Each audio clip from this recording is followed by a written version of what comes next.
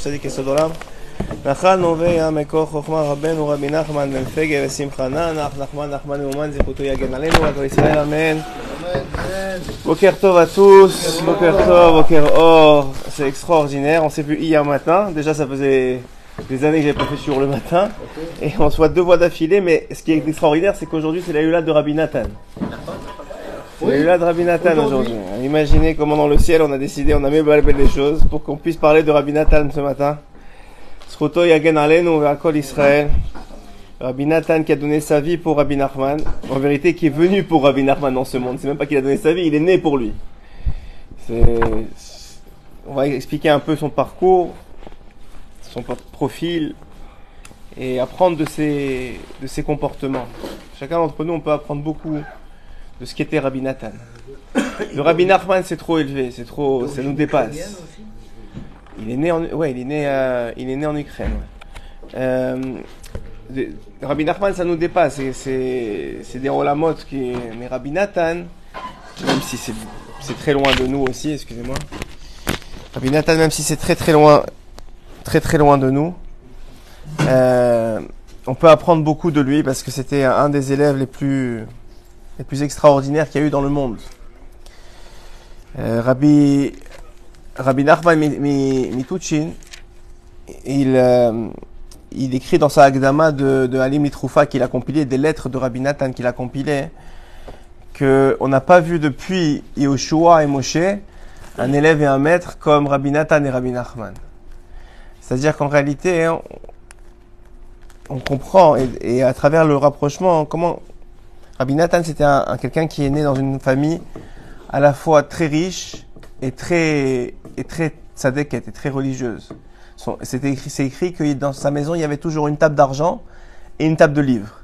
C'est-à-dire qu'il y avait toujours de quoi manger, il y avait toujours de quoi boire, donc son père était assez riche, il avait beaucoup de magasins. Et d'un autre côté, il avait toujours beaucoup de Torah aussi. Donc il y avait les deux dans une maison, c'est très difficile à avoir les deux dans une maison. D'habitude, c'est soit la Torah, soit l'argent. Parce que l'argent pourrit la Torah et l'inverse. Et c'est écrit que, normalement, c'est chez les gens pauvres qu'on voit des grands en Torah. Mais chez Rabbi Nathan, c'était exceptionnel, où il y avait à la fois l'argent et à la fois la Torah. Donc il avait tout, Rabbi Nathan. Très vite, il a été décelé comme quelqu'un d'extrêmement, c'était un ilouï, c'était quelqu'un d'extrêmement intelligent, d'extrêmement matmide dans la Torah, il apprenait, il connaissait, c'était déjà à 20 ans, c'était un géant, il connaissait toute la Torah.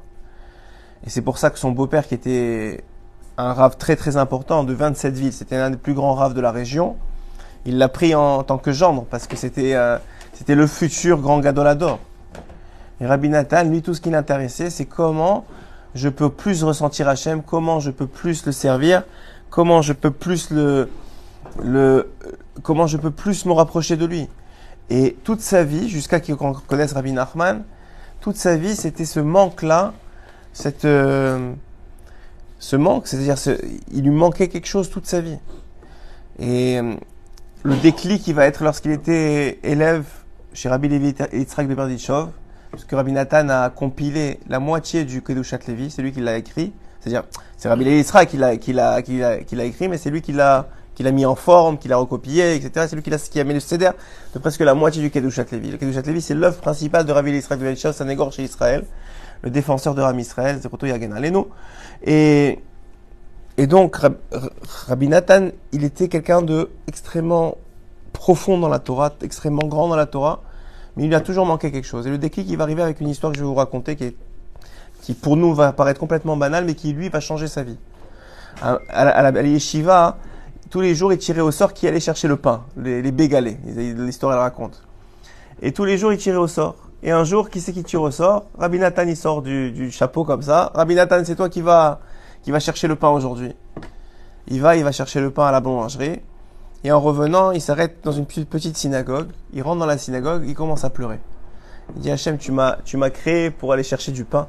C'est pour ça que tu m'as créé. C'est ça que je suis venu faire dans ce monde, aller chercher du pain. Et il commence à pleurer. Je dis, c'est bizarre. Il commence à pleurer tellement qu'il pleure, il s'endort, de fatigue et de pleurs. Il s'endort. Et il fait un rêve. C'est quoi ce rêve? C'est le rêve de Yaakov Avinu. Une échelle. Il monte, il tombe. Il monte, il tombe. Il monte, il tombe. il n'en peut plus, il commence d'être dans son rêve, c'est-à-dire, il commence à être de plus en plus angoissé, sérieusement angoissé, il comprend pas pourquoi il n'arrive pas à monter. Et à un moment, lorsqu'il monte, il voit une main qui lui tend il voit quelqu'un qui lui tend la main. Il reconnaît pas le visage, mais il voit un grand sadique, une grande lumière.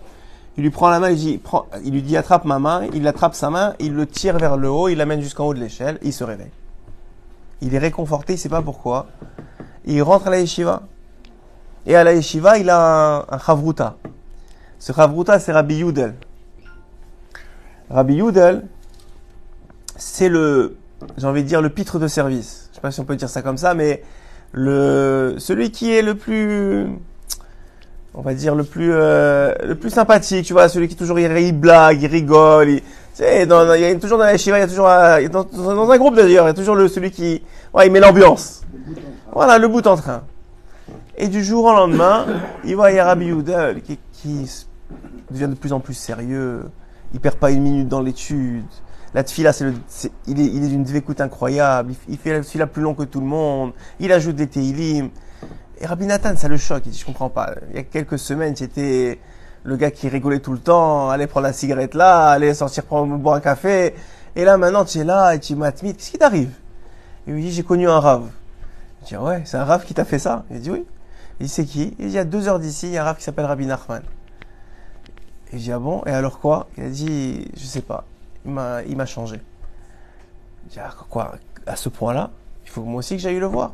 Mais quand il commence à émettre l'idée, son beau-père était, malheureusement, il a essayé de se rapprocher à un moment dans sa vie de la chassidoute, mais il a connu le mauvais pendant de la chassidoute, les femmes rengen avec l'alcool et les trucs. Pas que c'est pas bien, mais ça veut dire c'était pas la façon qu'il pensait de servir Hachem. C'était quelqu'un de très droit. Rabbi Nathan, il disait sur son beau-père, je sais pas comment il y a une différence entre lui et Moshe Rabbeinu. Ça veut dire à tel point il le voyait comme un tzaddik incroyable. Et donc il a été repoussé par la chassidoute et à partir de là il a dit plus jamais la chassidoute. C'est pas le derech Hachem, c'est pas la bonne chose à faire. Il pensait que c'était un mitnaged, vraiment grave. Donc Rabbi Nathan, c'était dur pour lui de se rapprocher d'une chassidoute, de quelque chassidoute que ce soit.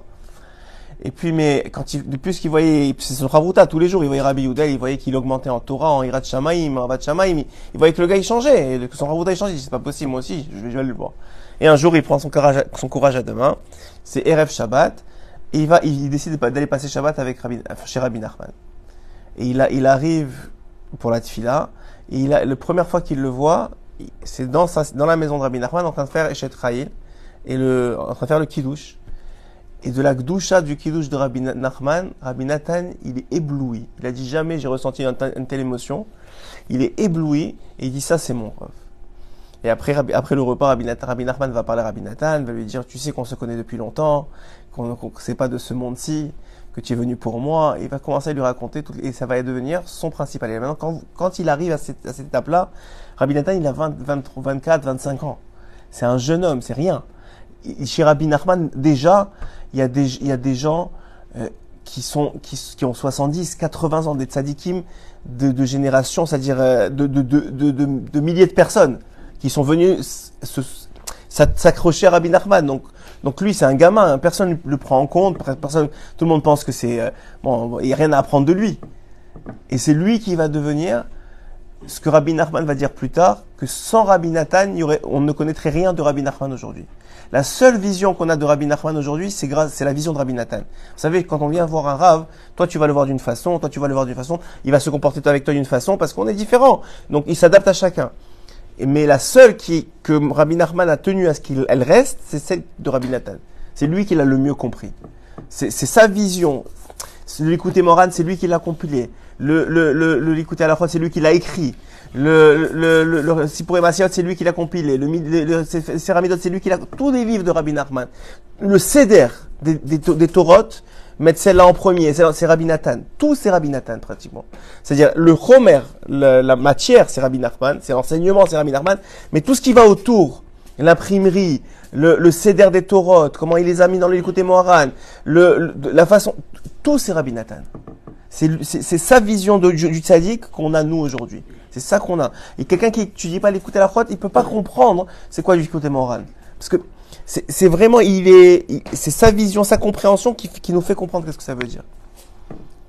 Et donc Rabbi Nathan, il faut comprendre que c'est quelqu'un qui toute sa vie avait cette qualité, qui est la plus grande des qualités. C'est pour ça qu'il est devenu Rabbi Nathan. C'est pour ça qu'il est arrivé à être celui qui nous a transmis Rabbi Nachman. C'est que toute sa vie, c'était une recherche de vérité. C'est ça sa vie. C'est qu'il voulait, tout ce qu'il a cherché dans sa vie, c'est le Hémet. Il voulait le plus proche du Hémet. Qui c'est qui va me rapprocher le plus d'Hachem? Qui c'est qui va me faire connaître le mieux Hachem? C'est ça sa volonté. Il veut pas devenir un grand rave, parce qu'il aurait pu. Il peut pas devenir un grand Richard, il aurait pu. Il veut pas devenir il veut pas de notoriété, il s'en fiche. Il a fini sa vie avec des gens qui lui jetaient des pierres et des gens qui mettaient des contrats sur sa tête pour le tuer. On a mis un contrat sur la tête de Rabbi Nathan et on a tué un mauvais Rabbi Nathan, un autre. On a tué un autre gars. Hachem, il avait décidé que c'était le jour de sa mort, mais ça veut dire, vous imaginez à quel point Rabbi Nathan, il se mettait en danger. C'est pas comme aujourd'hui où tout le monde dit que, tout le monde c'est sympa de dire qu'on est Breslev et on a des photos de Haïchi dans des synagogues. C'est pas, à l'époque, c'était pas ça. À l'époque, Breslev, c'était presque une tare. C'était être réformiste. Un schisme. Hein? Oui, c'était un schisme, exactement. C'était un schisme c'est une séparation dans cette phase. Et d'ailleurs, Rabbi Levi Tzaddik, il y a très peu de tzadikim de la génération qui étaient assez grands pour voir la grandeur de Rabbi Nachman et qui n'étaient pas touchés par le Yetzer Hara. C'est écrit que Rabbi Nachman, quand il est venu dans ce monde, le Yetzer Hara, il voulait pas le laisser venir, le Samer même. Donc il a fait un deal avec Hachem, Kaviachol. Il lui a dit, je veux bien le laisser venir, seulement si il est venu avec c'est écrit dans le Sipor du Baal Shem Tov, c'est écrit, il est venu avec un vieil homme. Ce vieil homme, il représentait la Marloquette. Il a dit, moi, je veux bien qu'il descende dans le monde, je permets, parce que le Sarah, apparemment, il fallait qu'il permette. Mais sa mère même, il a dit, je veux bien qu'il descende dans ce monde, mais seulement s'il y a de la marloquette sur lui. Donc, il avait le droit, d'influencer les plus grandes sadikim de la génération et de leur faire croire que Rabbi Nachman, c'était pas quelqu'un de bien, ses enseignements, c'était il avait le droit de ça. Donc, il y avait des grandes sadikim que c'était pas leur faute. C'était des sadikim. Mais sur ce point-là, on leur avait le libre arbitre.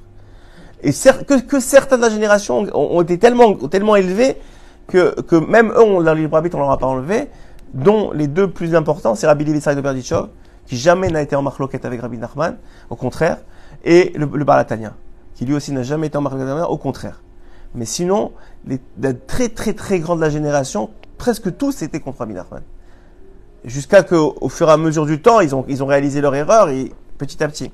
Mais il y en a qui sont restés comme ça, ils sont morts comme ça. C'est-à-dire, ils ont dit, et c'est très problématique pour eux en général. Donc le principe, il est quoi? Le principe, il est que on a quelqu'un qui s'appelle Rabbi Nathan, qui nous a légué un derech Hashem. Comment servir à Kadosh Baruch Hu à travers les enseignements de Rabbi Nachman, qu'on n'aurait pas eu sinon. Et ce derech-là, il est meyuchad, il est unique, et il est extraordinaire. Pour quelqu'un qui veut véritablement se rapprocher, Rabbi Nachman, il a dit, ceux qui font les conseils que je leur ai donnés ne seront pas surpris au temps du Mashiach. C'est-à-dire, quand Mashiach, il va venir, il va vous dire, faites ça, on va dire, mais moi, ça fait déjà longtemps que je le fais. Faites Ilbo des doutes, moi, ça fait déjà 5 ans que je fais. Faites parler avec Hachem, moi, soyez sincères, tu rigoles, ça fait, je sais pas, ça va pas être un chidouche. Par contre, bien sûr, la beauté du Mashiach, c'est qu'il va être tellement pur, qu'il va rentrer les mêmes idées, mais beaucoup plus profond. Moi, si je vous dis quelque chose, ça peut rentrer d'une oreille, ça peut sortir de l'autre, mais quand le Mashiach, il va vous le dire, ça restera dans le cœur. Un cœur pur, il rentre dans un cœur pur de façon extraordinaire. Il n'y a pas ça purifie, avec le voir, ça te purifie. C'est comme déjà les tzadikim, on dit, pnei tzadikim, le visage des tzadikim, il purifie. Oui? Donc, à plus forte raison, que cette idée-là, elle est extrêmement profonde. Maintenant, dans la Hakdama justement du Halim Itroufa, on a une petite vision de ce qu'était Rabbi Nathan. J'ai envie de partager avec vous ce petit détail, et peut-être, si on a le temps, aller écouter à la chod. Il dit Amar Amelaket. Donc ici, on parle ici de Rabbi Nachman Michirin. Amar Amelaket. Yadoua Mashedarshu Rabbeinu Zichrono Livracha. C'est connu ce qu'ils ont dit nos sages, mais Midrash Rabbah, dans le Midrash Rabbah, Parashat Pinchas. Masha Kadosh Baruch Hu Amar le Moshe à Yoshua. Qu'est-ce qu'il a dit Hachem à Moshe sur Yoshua? Moshe, il savait pas que c'était Yoshua, le prochain. Il pensait peut-être que c'était ses enfants, peut-être c'était Yoshua, c'était pas le plus grand tzaddik de la génération. C'était pas le plus grand chacham de la génération. Mais il avait une mida que Hachem il a dit, c'est lui qui va te suivre. Parce que la chokhma et la tzidkut, moi je peux aider. C'est-à-dire, Hachem il dit, moi je peux mettre de l'intelligence dans la tête d'un homme. Moi je peux faire de lui quelqu'un de très grand. Mais il y a des choses qui dépendent tellement du libre arbitre de l'homme que je peux pas maintenant changer la nature de l'homme. Il faut une nature. Moshe Rabbeinu, comment il a été choisi? Il a été choisi, c'était un Roetson. C'était un berger. De la façon dont il s'est comporté avec les brebis dont il s'occupait et qu'il allait chercher jusqu'à loin une petite brebis pour aller la récupérer. De cette façon-là, ça montrait la mida qu'il avait de s'occuper des autres. Hachem, il a dit, il l'a dit avant parce qu'il a créé comme ça, mais ça veut dire, il a dit, c'est ça le sauveur d'Israël. C'est ça le Goël. Hein? Il était déjà âgé. Il me semble qu'il avait presque 60 ans. Il était déjà âgé quand il est parti. Quand il a pris la suite. Mais il a pris la suite pourquoi? Alors il dit ici, Yoshua arbe sheretra ve'arbe chalak lecha kavod. Qu'est-ce qu'il a fait, Yoshua? Il t'a servi. Il dit donc Hachem, il dit à Moshe, Yoshua, il t'a servi et il t'a donné du kavod. Il t'a respecté. Ve'oaya maskim u'ma'ariv bevet avaad shelcha. Il s'occupait de ton bête à midrash, et il arrangeait les chaises et les tables. Donc ça, encore une fois, évidemment que c'est un grand ami Chacham, évidemment qu'il connaissait toute la Torah de Moshe puisqu'il l'a servi. Mais qu'est-ce qui comptait aux yeux d'Hachem? C'est que Yehoshua, c'était celui qui a servi, qui s'est occupé, qui a donné du kavod à Moshe Rabbeinu, et qui non, fidèle aussi, et qui s'occupait, il venait le premier à la Beth Midrash, il arrangeait tout pour que tout le monde soit à l'aise, pour que tout le monde soit bien, pour que tout le monde puisse s'écouter, qu'on soit pas mafriard. Celui-là, il veut son café, il a son café, celui-là veut son verre d'eau, il a son verre d'eau, tu dis celui-là, mais c'est quoi? C'est le shamash? Non, pour Hachem, c'est pas le shamash. Celui-là, c'est le plus important, lui. Lui, c'est le plus important. Lui, il s'occupe des autres, lui, il fait attention que chacun il a.